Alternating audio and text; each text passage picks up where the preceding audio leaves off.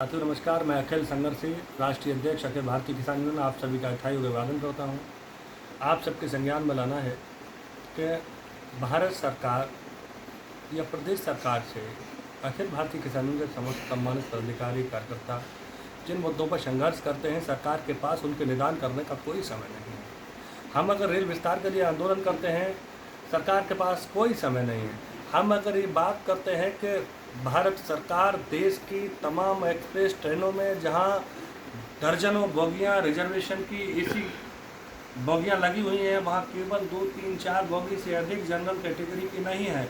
हमारी मांग है कि आप 1 दर्जन से अधिक बोगियां प्रत्येक ट्रेन में लगाइए, जिससे हिंदुस्तान का आवाम, किसान, मजदूर, नौजवान, महिलाएं सुकून से कम बैठ कर के यात्रा कर सकें। जहां लोगों को पशुओं की तरह भर दिया जाता है, जहां दिन और रात धक्का मुक्की के अतिरिक्त कुछ मिलता नहीं है, वहाँ सरकार के पास या रेलवे विभाग के पास उसके लिए समय नहीं है। आवश्यकता इस बात की है कि जहां हम इन मुद्दों की बात करते हैं, सरकार सुनने को तैयार नहीं है, रेलवे मंत्रालय सुनने को तैयार नहीं है। हम एटा कासगंज रेल विस्तार की बात करते हैं, रेलवे मंत्रालय के पास समय नहीं है कि वो पत्रों को भी पढ़ पाए। रेलवे बोर्ड के पास समय नहीं है, रेलवे के तमाम उच्च अधिकारियों के पास समय नहीं है। हम एटा टूंडला रेल का टाइमिंग को चेंज करने की बात करते हैं तो रेलवे के पास समय नहीं है। हम एटा आगरा फास्ट पैसेंजर रेल के स्टॉपेज बढ़ाने सहित उसकी यात्रा मथुरा तक ले जाने की बात करते हैं तो रेलवे के अधिकारियों के पास समय नहीं है, वो कोई डिसीजन नहीं कर पाते हैं।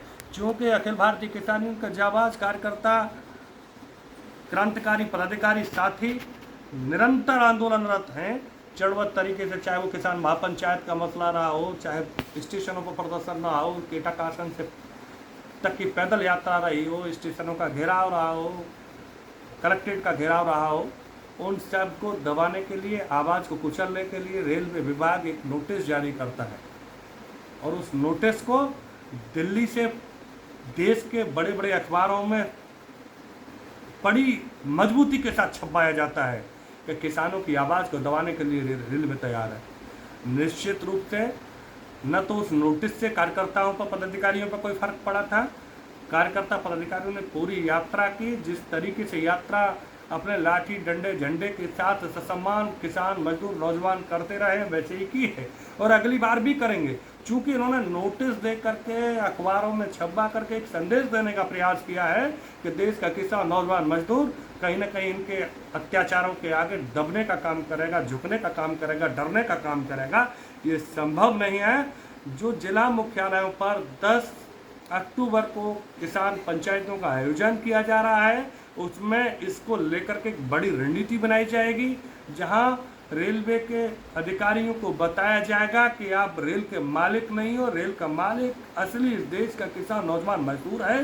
किसानों को खेत से ये पूरे देश की रेल दौड़ती है और मजदूरों के पसीने की वजह से आपकी रेल चलने का काम करती है।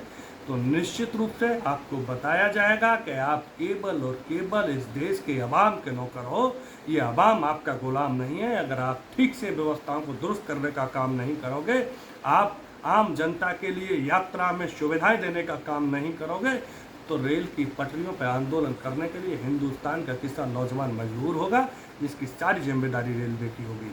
आज आवश्यकता है कि पूरे देश के किसान, नौजवान, मजदूर को, तमाम लोग तीर्थ स्थलों के लिए जाते हैं, तमाम लोग नौकरी, धंधे, रोजगार की तलाश में देश के विभिन्न कोनों में जाते हैं। जो बेरोजगार नौजवान देश के कन्याकुमारी से कश्मीर तक की यात्रा करता है और उसे इस तरीके से उस ट्रेन में भर के जाना पड़ता है, न बैठ सकता है, न खाना खा सकता है, न लेट सकता है, यहाँ तक कि अगर उसे फ्रेश होने के लिए भी जाना पड़ा तो एक एक घंटे, एक एक बोगी में उसे जद्दोजहद करना पड़ता है निकलने के लिए।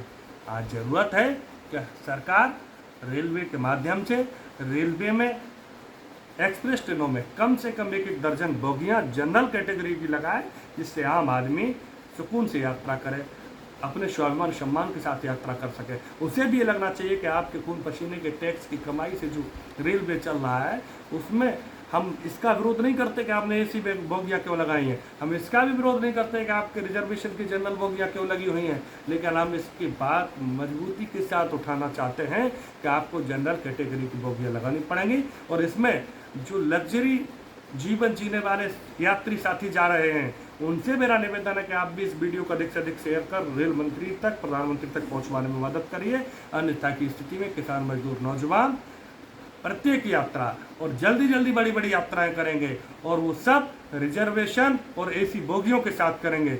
आपने अगर अपनी सीट को बुक कराने का काम किया है तो आप आधी सीट का प्रयोग करेंगे, आधी में गरीब जनता बैठ के जाएगी।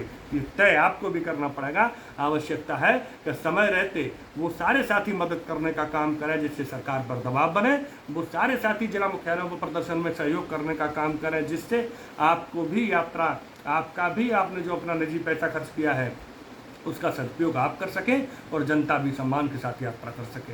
और रेलवे के अधिकारियों को मैं बता देना चाहता हूं, अखिल भारतीय किसान का कोई भी पदाधिकारी कार्यकर्ता किसी भी नोटिस वोटिस से नहीं डरता है। हमने विभिन्न सरकारों में, विभिन्न मुकदमों में जेल जाने तक की यात्राएं की हैं। आपके नोटिस वोटों से कोई फर्क पड़ने वाला नहीं है।